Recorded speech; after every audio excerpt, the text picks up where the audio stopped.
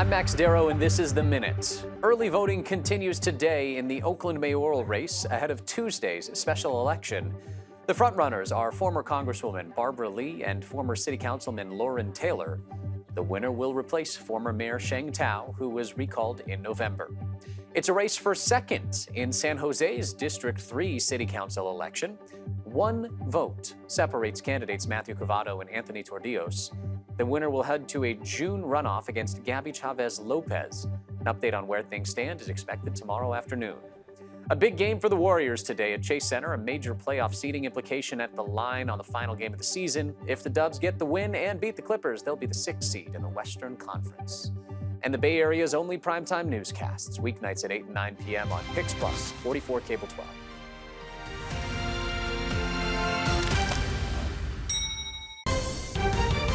You're streaming CBS News Bay Area. Federal funds pulled from a historic landmark on Angel Island, where immigrants were once detained. There's so many lessons that we can learn from the stories of what immigrants experienced under detention here. The unexpected letter to rescind a grant that was already given out. Plus, the race for Oakland's mayor is coming down to the final stretch. Early voting underway ahead of Tuesday's special election. And it doesn't catch the eye of tourists, but it protects a crucial part of downtown San Francisco. The big plan to give a seawall some much-needed repairs. Thanks for joining us. Let's get right over to First Alert meteorologist Zoe Mintz. Happy Sunday. We are looking at a beautiful day all across the Bay Area with delightful April weather. If you've been enjoying the above average conditions, then oh my goodness, you are going to love it this afternoon with 80s returning to the forecast, really heating up across our more inland communities from Livermore up to Fairfield and even over to Napa, all expected to reach that 80-degree mark, if not above. Mid to upper 70s around the Bay, even low 70s here in San Francisco, and upper 60s closer to our coastal communities. So if you've been waiting for the perfect beach day, today is the day to head out to the coast to soak up that sunshine and enjoy some lovely beach weather in April, no less. Again, no matter where you are, though, even if you maybe don't want to head out to the beach, still, just get outside and soak up some of that sunshine. We will be seeing cooler weather heading our way, though, by the time that we step out late Monday night and into Tuesday, as an area of low pressure is going to be churning off the coast. As it does so, again, ushering in a lot more of that moisture and the slight potential for maybe even a little bit of sprinkles overnight Monday and into very early Tuesday morning. By Tuesday afternoon, that's when the chance for a big cool down will arrive, but really no chances for rain with that system. Like I said, maybe a light sprinkle with that low-hanging fog and mist overnight Monday and into Tuesday. But again, most of us really aren't even going to see any of that rain. If you do, it will maybe be 1/100 of an inch, and most of us, again, are going to remain dry. We're going to stay above average through tomorrow, like I said, before a big cool down along with those cloudier conditions arrive starting Tuesday, continuing to cool down into Thursday with those cloudier and cooler conditions. But that big warm up arrives once again by late next week and into next weekend. So basically, we're just looking at a roller coaster of temperatures on the way. But when it comes to a roller coaster of rainfall, that's definitely not the case. It's staying dry for at least the next 7 to 10 days. And temperatures are going to stay near to above average for a lot of those days as well. Here in San Francisco, our average high is 63 degrees. So the fact that we're going to be in the upper 60s to low 70s today and tomorrow, and then once again late next week, that is well above average. So if you enjoy the warm weather, today is your day to get out and enjoy it, like I said. If not today, then into tomorrow.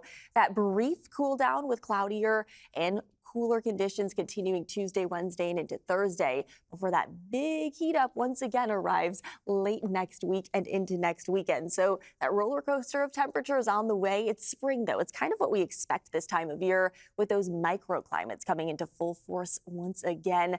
Again, 80s across our inland communities and mid to upper 60s closer to our coastal communities. It kind of depends on where you're located, how warm you're going to get, but everybody will be above average for this time of year through tomorrow, before the cloudier and potentially mistier conditions arrive overnight Monday and into Tuesday, keeping those temperatures cool through mid to late next week. Bay Area groups that preserve history and culture are the latest to fall victim to the federal budget cuts. The National Endowment for the Humanities has been taking back millions of dollars in grants that were already awarded across the country. And that includes $14 million to 33 groups right here in the Bay Area. Among them, the foundation that takes care of the Angel Island Immigration Station. It's where thousands of people entering the United States were once detained and interrogated. Now, the station serves as a public reminder of the past. I spoke with the foundation's director, who says the goal of preserving history is now at odds with President Trump's agenda. On a beautiful day for a voyage to his office for the day, It's Angel Island, right over there, the largest island in the bay. Ed Tephorn, the executive director of the Angel Island Immigration Station Foundation, can't help but feel a little bit deflated.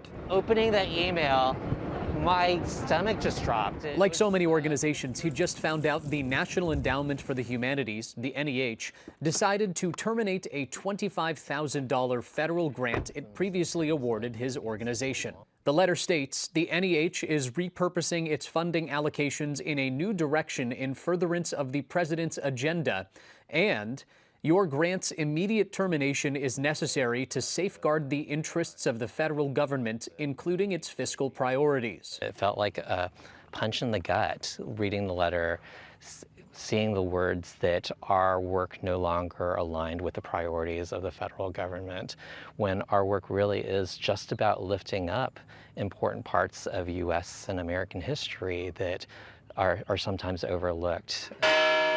Tephorn and California State Park staff like Casey Dexter Lee are stewards of American history at the Angel Island Immigration Station, which was used as a detention center in the early 1900s.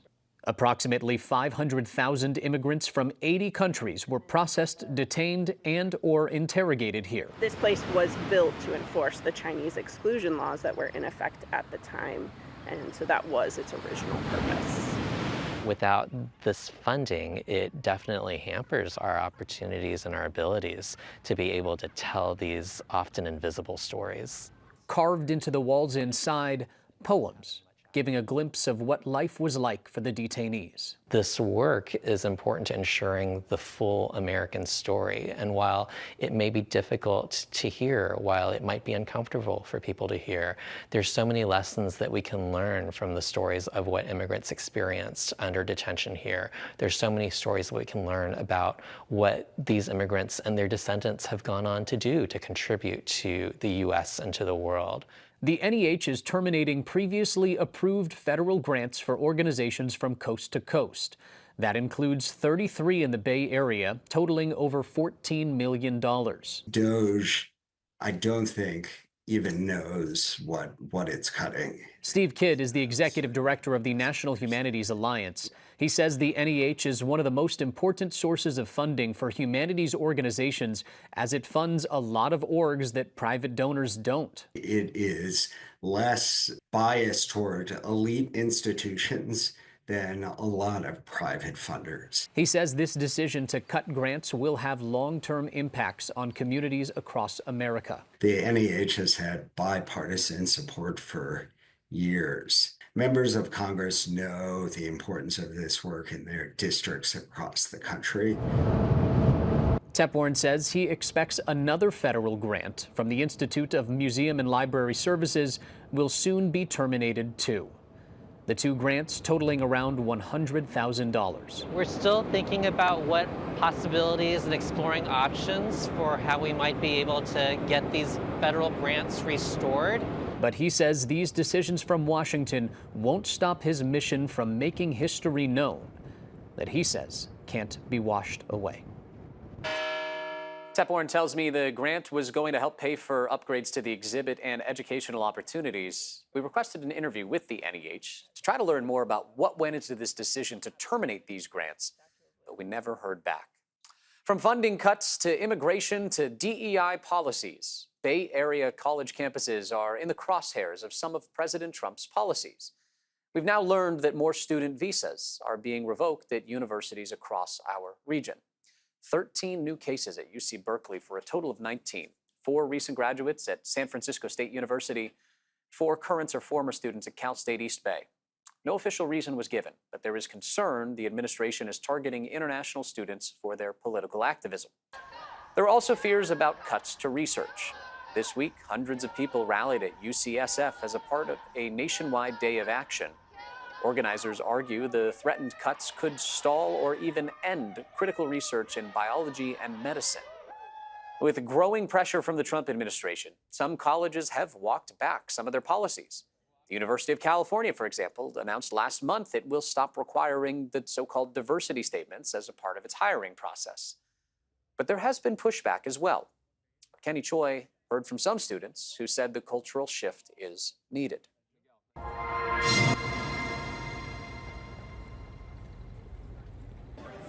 Miguel Muniz and Martin Berteo are passionate about their political affiliation as Republicans on the Berkeley campus. Muniz did not support Trump initially. I was always like, I never Trump, I hate Trump, because I grew up in a small migrant town, lots of illegal immigrants. The Trump administration's broader focus to go back to focusing on a meritocracy is certainly where our culture needs to be. They say they've been accosted and even assaulted while tabling on campus and sharing their views.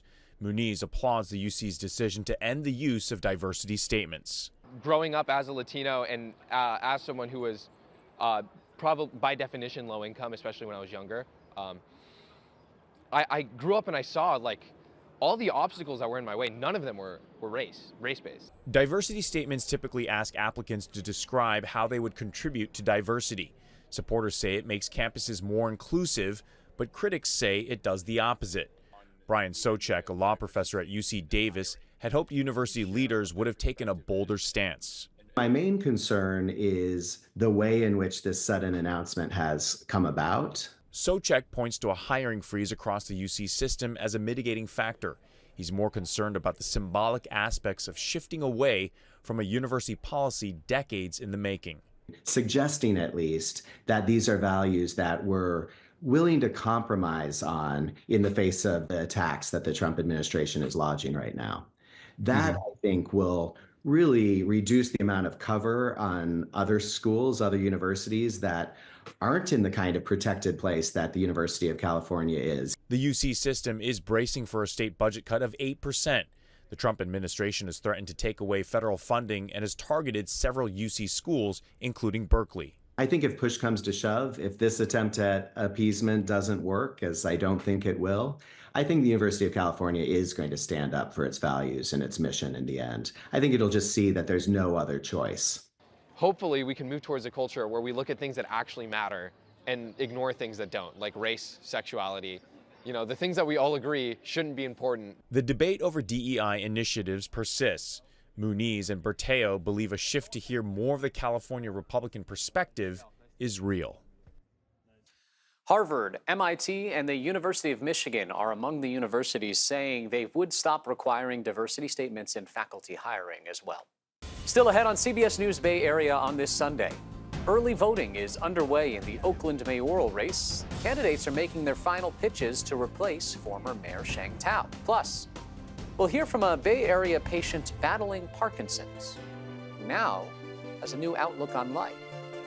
The symptoms were getting worse, and the side effects were almost unbearable. The Stanford doctors helping him feel like his old self again. And a long-running theater company in the North Bay may have seen its final curtain.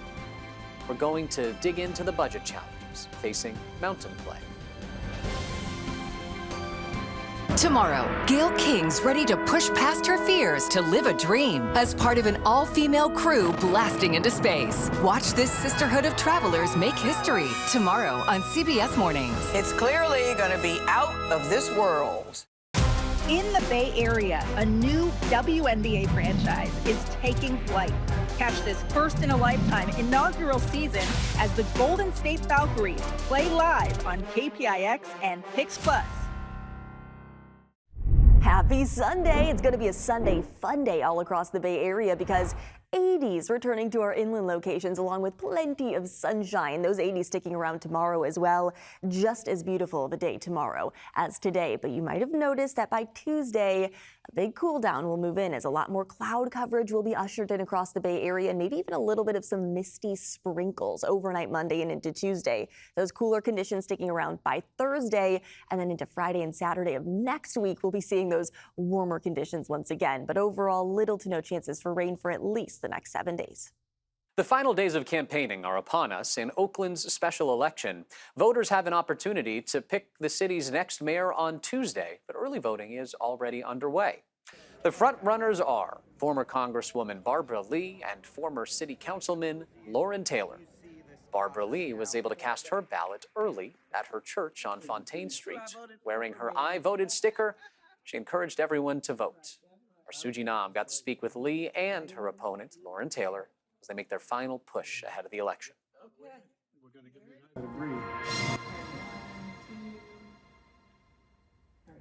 Days ahead of the special election, former Congresswoman Barbara Lee and former Oakland City Council member Lauren Taylor are making their final pitch to voters and members of the Interfaith Council of Alameda County. Top priorities, of course, are public safety, housing, affordability, our unsheltered population, good governance, and economic development and jobs. Now is our moment to reclaim our city, to respond with the urgency that is needed to turn things around so we stop losing residents, our businesses, revenues. In a race that at times has been reduced to attack ads, many groups like the Oakland branch of the NAACP hope the focus will remain on the issues facing the city. The mudslinging, the accusations, the hearsay is all a distraction.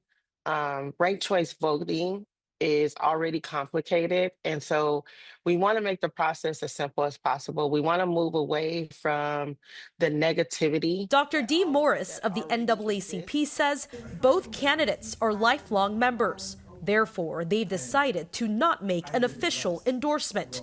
But the group remains optimistic. We are hopeful that the future will be bright, but there is work to do. That work includes accounting for a nearly $130 million budget shortfall. We can have good paying jobs in the new green economy. And I would want Oakland residents and our businesses to help me with the Port of Oakland. Along with improving public safety and a decades-long crisis in Oakland.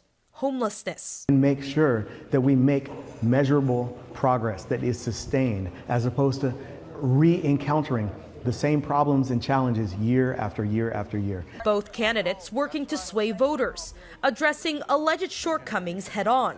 Taylor is squashing what he says are rumors about outsider contributions to his campaign. All of our contributions are publicly available. Almost 80% of our funding is coming from individuals right here in Oakland. These lies about corporations and outsiders, it's not true. And Lee addressing critics that say she is an establishment candidate. Those who say that I'm part of the establishment, they don't understand what cooperation, building coalitions, they don't understand what you need to do to bring people together to solve problems and how to build consensus. As the city prepares to choose its next leader, both candidates hope that they can be the catalyst for change in Oakland. Still ahead, a promising breakthrough for people struggling with Parkinson's disease. It's not a cure, but it might be the next best thing.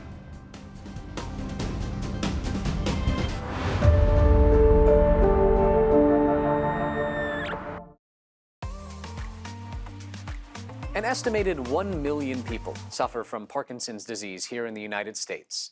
But there's now new hope after a game-changing treatment that's been developed right here in the Bay Area.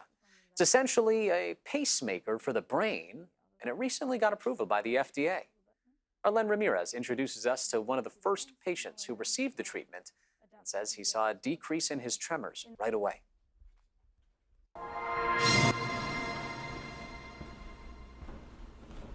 Keith Crable remembers a time not so long ago when it was hard for him to move and walk or do simple tasks like brewing a cup of coffee. Parkinson's disease caused head bobbing, hand tremors, and muscle stiffness, and the medicines he took almost made it worse. It was getting less and less effective, the symptoms were getting worse, and the side effects were almost unbearable. So I viewed myself as reaching the point at which it was worthwhile to consider more dramatic alternatives.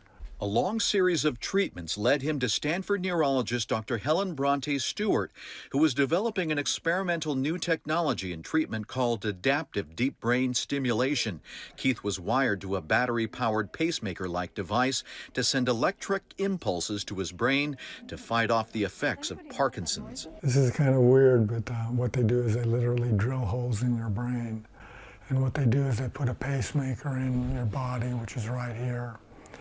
It has wires that run around your neck, behind your ear, up to your head, and then 2 electrodes go down over the head into the deep brain. Keith says he started feeling better almost immediately. After I had the operation, although my hand would shake a lot before, I could lift my hands up and hold them without tremoring at all.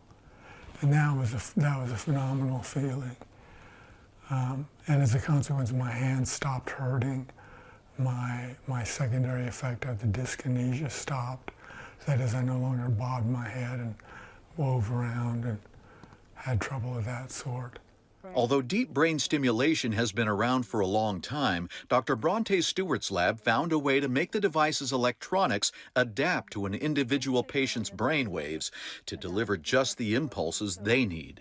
We can actually sense those brain electrical rhythms, find out which electrical rhythms are abnormal, say in Parkinson's disease, and then use those and those patient-specific rhythms to basically drive the brain pacemaker, so that the brain pacemaker now is responding specifically to that person's brain rhythms. So it's really something that we're just following in the footsteps of cardiac pacing, but several decades behind. But this is really going to make this much more precise therapy, individualistic, and sort of more organic. It's working off the brain's electrical rhythms rather than just being on at the same parameters 24/7. And she says she can often see patients improve, like turning on a switch. It's so amazing to see somebody's tremor go away when I just turn up the current. When we're testing the system in the operating room, I turn up the current, their tremor just goes away, their rigidity melts away. And so my neurosurgeon and I are watching that very carefully, and that predicts to us that the person's going to do very well. The treatment was just approved by the FDA for widespread use, but Bronte Stewart cautions. It is not a cure, but it is a very effective therapy. Robert was the first patient in the world to get the adaptive deep brain stimulation as an experimental therapy 5 years ago. It has reduced his need for medication, which greatly increased his quality of life. In the 5 years since, he's become a grandfather 3 times. So I have 3 grandchildren under 4 years old. I think about what it's like to spend time with them now and what it would have been like had I not had the operation. And I think there's a huge difference in my ability just to get around and enjoy them and the happiness I get from them. Robert knows he still has Parkinson's, but at least for now, it's something he can manage, and the therapy has given him healthier years back, which is priceless. Stanford says the adaptive deep brain stimulation therapy is now being tested to treat epilepsy patients, and it could also be a therapy for depression. More testing is still needed. Stanford is considered one of the top universities in the world for medical research. But now, like many other schools, people there are worried about research funding because of federal budget cuts. In the midst of uncertainty, Stanford has implemented a hiring freeze and will hold town halls to address any concerns for staff and students. Still ahead in our next half hour on CBS News Bay Area. After funding issues have put a historic North Bay theater company on hiatus, we'll introduce you to some organizers leading the charge to keep the story alive. We just need to get that back into people's minds so that they get excited about it as much as they were when they were little kids. Plus, a park ranger reaching out, how she's helping the unhoused in Golden Gate Park.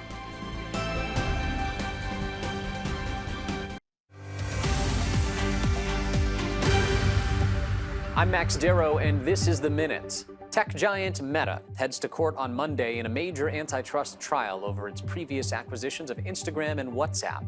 The FTC argues the deals crushed competition. Meta says otherwise. The ruling will have major implications for tech mergers going forward. The Richmond-San Rafael Bridge will be the first of the Bay Area bridges to switch to open road tolling. The toll booths are going to be removed and replaced with an overhead structure that processes tolls electronically. The MTC says construction is expected to begin in the next few weeks. A big game for the Warriors today at Chase Center, a major playoff seeding implication on the line for this final game of the season. If the Dubs get the dub over the Clippers, they'll be the 6th seed in the Western Conference. And the Bay Area's only primetime newscasts, weeknights at 8 and 9 p.m. on Pix Plus, 44 Cable 12.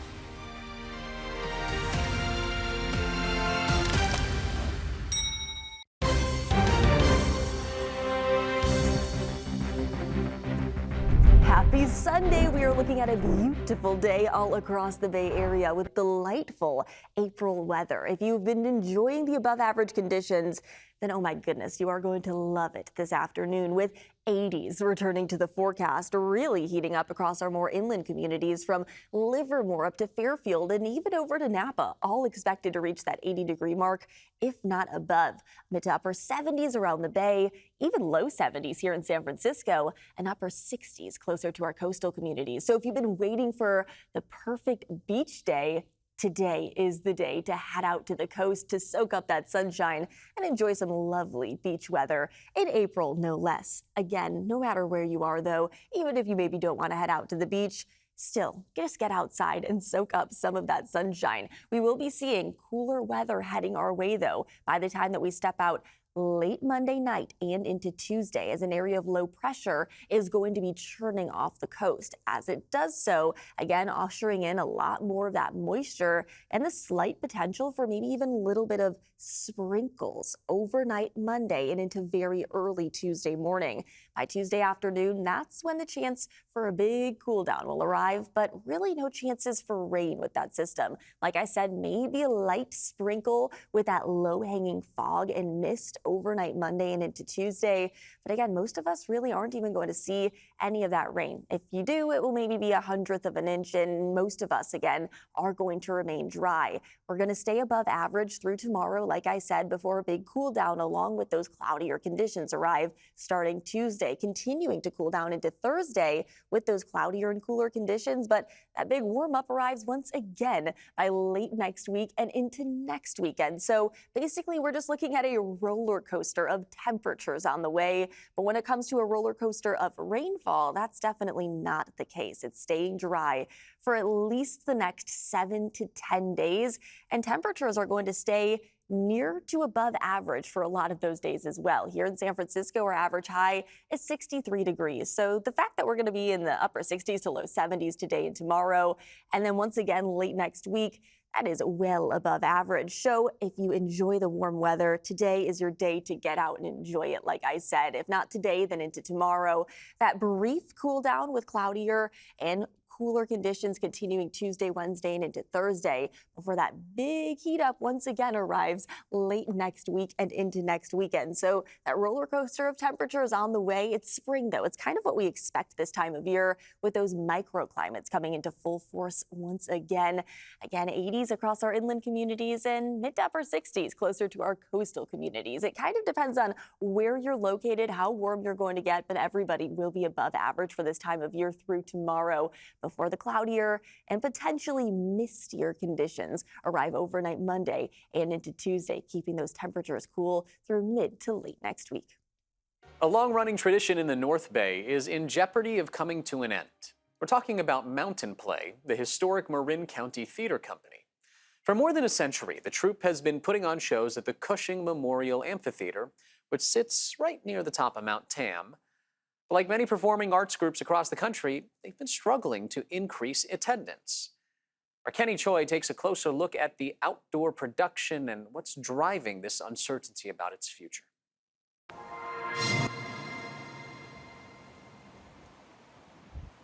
It's a walk down memory lane whenever Eileen Grady visits the Cushing Memorial Theater atop Mount Tamalpais, where musicals and plays have entertained generations. It goes back to our kind of core experience as humans gathering in caves for storytelling. Rows of stones enough to seat 4,000 people were installed in the 1930s. Grady is executive director of Mountain Play, an outdoor production with views of San Francisco Bay on clearer days. The architect was Emerson Knight, modeling the theater after, Greek and Roman amphitheaters of old. Hikers and theater lovers first trekked up the mountain to watch the first play, Abraham and Isaac, back in 1913. It's been an annual tradition ever since. There's something very communal about this space. And you can kind of feel the mountain talking to you sometimes. But Grady says COVID disruptions, years of changing patterns of entertainment, including the ease of streaming and rising costs to fund full productions, have forced Mountain Play to go on hiatus. Every arts organization is having concerns. Is this the end? What's on the line is a tradition of more than a century of theatrical performances in an iconic outdoor setting. Susan Zielinski has performed in 11 mountain plays. You're standing out on stage and there's no fourth wall, there's no curtain, right? There's no camera. It's just this sea of people that you're connecting with right in the moment. But it's not just entertainment in the spring that organizers are fearful of losing. It's that communal aspect of connecting at a deeper level supporters of Mountain Play are hoping to save. I'll talk to people sometimes and they'll say, my family used to bring me all the time when I was little. Oh yeah, I forgot about the Mountain Play. We should go up there. And so we just need to get that back into people's minds so that they get excited about it as much as they were when they were little kids. Bringing community together. And I think we need that more than ever. And arts and the outdoors are great ways to do that. Grady isn't sure how to save 112 years of tradition. They're organizing to raise funds and can't walk away after building a firm foundation of history, culture, and community. A longtime supporter is offering to match any donations up to $100,000. Mountain Play will host a fundraising event in June. More than 8,300 people are homeless in San Francisco. That's according to the latest city survey. In the middle of it all, one park ranger making a difference. Now, the city is giving her an award for it. Our Itai Hod has that story.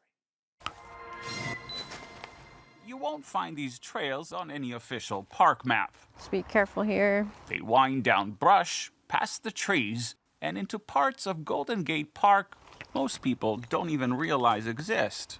But Amanda Barrows knows the way. Hey, Roger. She's a park ranger in San Francisco, but that job title doesn't quite cover it. This is going to affect your health at some point. On any given day, Barrows is part therapist, part caseworker, part lifeline. I'm not coming in wagging my finger in some condescending sort of way. I'm coming from a place of how can I help, how can I support you? Golden Gate Park is 1,000 acres of postcard beauty and an open-air shelter for those with nowhere to go. For years, the city tried to clear people out, issuing citations, only to watch them move right back. Then, in 2015, it created a different kind of ranger unit, one focused less on removing people. Well, I don't want to bother you too much. And more on reaching them. Barrows isn't the first to take the job, but some say she is the first to truly break through. 55-year-old Alburn Wilson has been homeless since he was 12. These days, he lives in the park with his girlfriend, his neighbor Will, and his dog Benji. He says Barrows connects in a way that feels more authentic somehow. It's sort of nice to know somebody that, sort of knows what you're going through. And maybe that's not an accident. She grew up in Boston's public housing. At 19, she moved to San Francisco with a couple of bags and $200 and spent the next 5 years without a permanent address. I had people help me. Now I try to pay that forward and I try to reach out and I try to help other people. In her 4 years on the job, she's helped at least 50 people find housing. The wins don't come fast or always stick, but they do come. Criminalizing, it doesn't work. What works is care and support. Whether that model can be replicated is still a question. She's someone who seems to have almost endless capacity for patience. Raphael Mandelman, the president of the city's Board of Supervisors, is honoring Barrows for her work. He says she's one of a kind. I'm not sure we can expect every homeless outreach worker, every police officer, every social worker to be an Amanda. Barrows disagrees. These are like skills that are available to everybody. You know, you're honest, you're transparent, you do what you say you're going to do. Because sometimes finding a way in is the first step to helping others Always good to see you. find their way out. Let me know if you need anything. Barrows is expected to be honored at an upcoming Board of Supervisors meeting. Coming up next, building a better, more environmentally friendly seawall in San Francisco. Take a deep dive into a plan to protect the Bay's native species. And we take you behind the scenes and we'll introduce you to the musicians bringing a bilingual opera to the South Bay. How the story is based on California Latino history. There's like sword fights and all kind of fights and drama. It's a very meaningful piece for all of us. In the Bay Area, a new WNBA franchise is taking flight. Catch this first-in-a-lifetime inaugural season as the Golden State Valkyries play live on KPIX and Pix Plus. It's now been announced that you're going to be going up on a Blue Origin rocket as part of an all-female crew. I don't know how to explain being terrified and excited at the same time. Spacesuit looks good on you, Gail. Yeah. What a historic crew. You're on an adventure. Embrace the moment. Oh, and there's one more thing. There are no bathroom facilities, so they're going to give you diapers. Gail King goes to space. Liftoff. The countdown's on CBS Mornings. William Shatner, this is so not helpful. Happy Sunday. It's going to be a Sunday fun day all across the Bay Area because 80s returning to our inland locations along with plenty of sunshine. Those 80s sticking around tomorrow as well. Just as beautiful of a day tomorrow as today. But you might have noticed that by Tuesday, a big cool down will move in as a lot more cloud coverage will be ushered in across the Bay Area and maybe even a little bit of some misty sprinkles overnight Monday and into Tuesday. Those cooler conditions sticking around by Thursday and then into Friday and Saturday of next week. We'll be seeing those warmer conditions once again. But overall, little to no chances for rain for at least the next 7 days. In today's Project Earth, San Francisco's famed waterfront is facing some real threats from sea level rise to extreme weather and even seismic danger. The seawall, built more than a century ago, runs from Fisherman's Wharf to the Giants ballpark. It's supposed to protect downtown, but inspections show it does need repairs. As Ann Makovic explains, there's now talk of literally bringing this aging seawall to life. The San Francisco Embarcadero is full of eye-catching destinations, from the ferry building to Fisherman's Wharf. But these days, down by the water, what's grabbing a lot of attention is what you don't see. I got out of the water after my first dive and I felt like saying, hey, you people walking around on the sidewalk, do you know what's going on down there? Along the aging seawall at 3 different locations, scientists have placed some very unusual tiles. A few times a year at low tide, the team climbs over the wall to inspect them.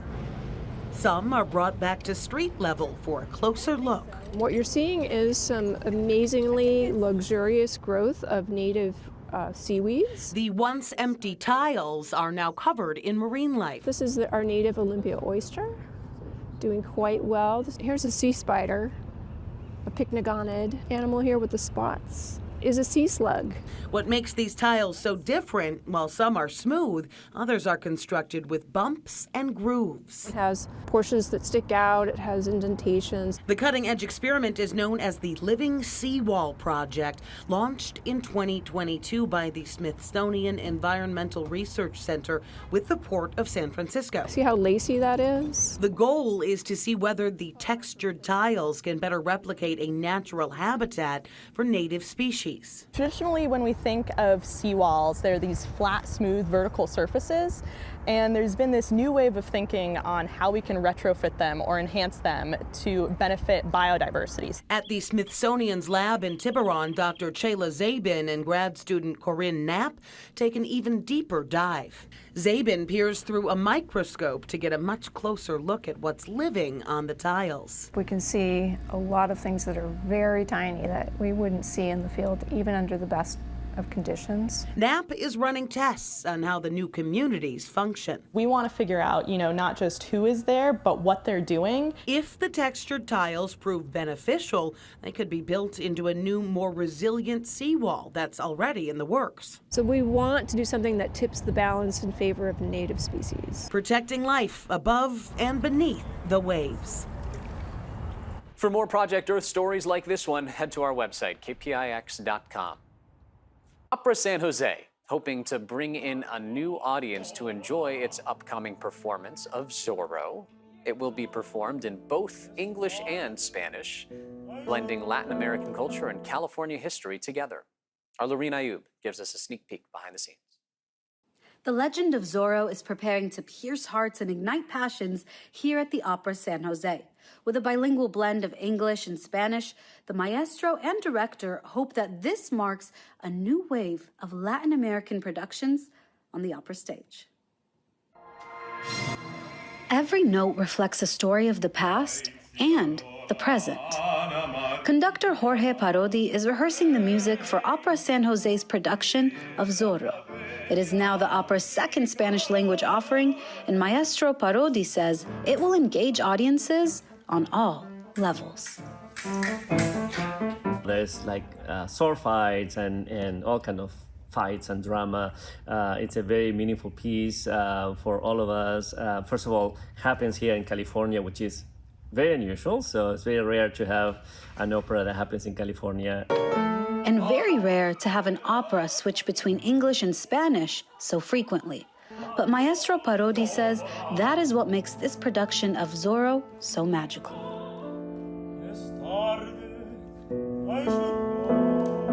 It makes it very, very, very easy to understand. Maybe because I speak both languages, but I'm sure in this community a lot of people will understand most English and most of the Spanish. So in that sense, it's quite genius. And according to stage director David Radames Toro, the local storyline is a reminder of California's multicultural heritage. The fact that it is an American opera that is written on a Latino American story. The story itself takes place in colonial California in 1811. And a lot of times when you don't study history outside of California, you tend to forget that west of the Mississippi mostly belonged to the Spanish. It reminds us that the Latino culture is an American culture. As the conductor and director prepare the final details for opening night, Maestro Parodi says the Spanish lyrics, paired with the poetic text, will captivate hearts of all cultural backgrounds. After all, in opera, the actor is the music, and when the music changed, the drama changed, but we have the text that tell us exactly what's happening. A text that reflects California's vibrant past and evolving future. The first show is set for April 19th. Tickets are available on Opera SJ's website. Coming up. A horse ranch is celebrating 40 years of serving the peninsula, why it's known as a place where you can be okay.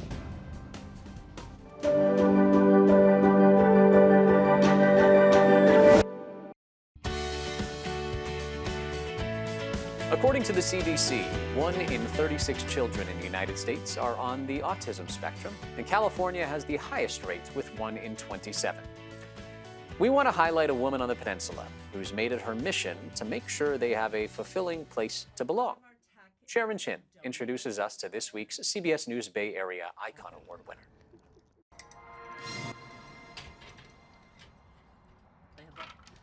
The work feeds her soul.